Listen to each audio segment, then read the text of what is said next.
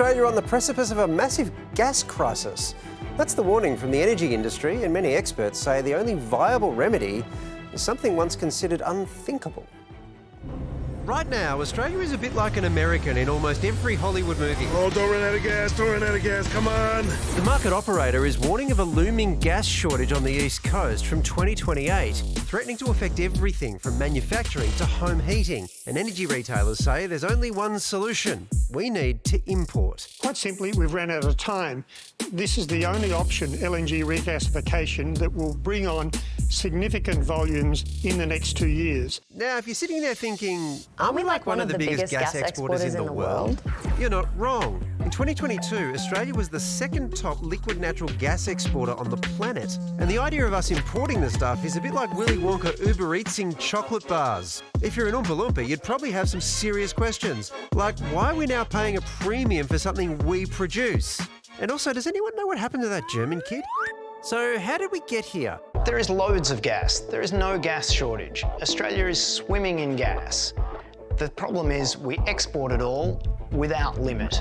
And the reason we do that is purely the financial interests of gas companies. Anyone who tells you that there isn't enough gas for Australians just doesn't want to sell it to Australians. On top of our export issue, gas reserves in the Bass Strait have dropped, and those gas fields form the foundation of supply in Victoria, New South Wales and SA.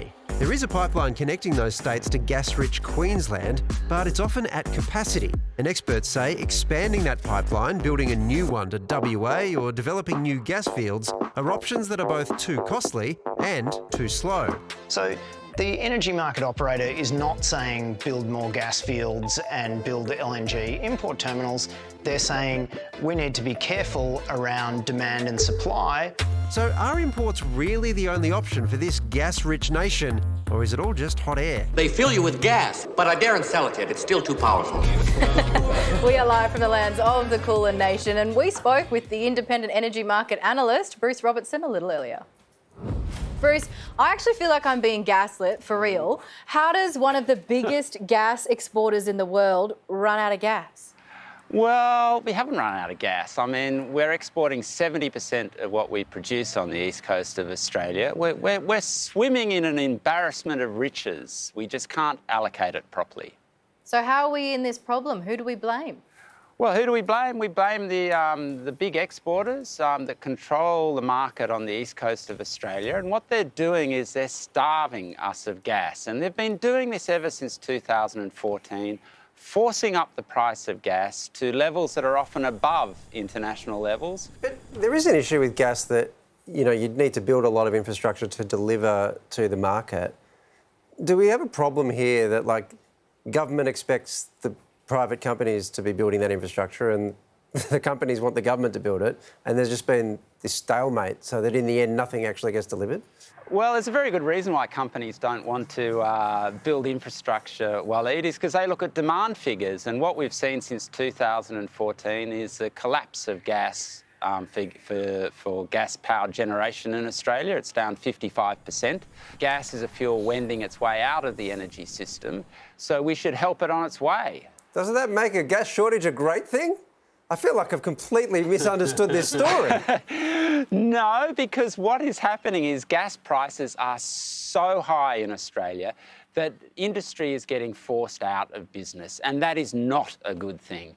We should have cheap gas on the eastern coast of Australia. We produce so much gas, it should be globally competitive. We're paying similar prices to what they do in Japan at the moment, one of our customers.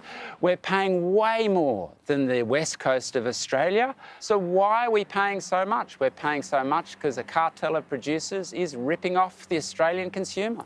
So, Bruce, let's say you're given the keys to the kingdom and what you say goes. What's the solution here?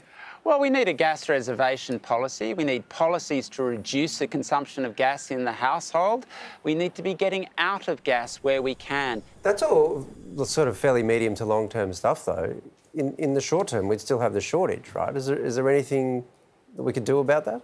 Well, basically, when you look at it, it's a shortage entirely created by the gas industry. Every 2 years, we have this same conversation, Waleed. Every couple of years since 2014, there have been gas shortages. None have ever eventuated. And the reason for that's very simple. It's a very short cycle industry, the coal seam gas industry, and it's very easy just to put in a few more wells in entirely developed fields, and we can flood the market and lower the price.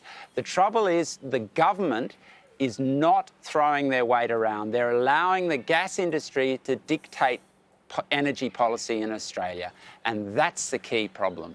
Bruce, thanks for joining us. Thank you very much.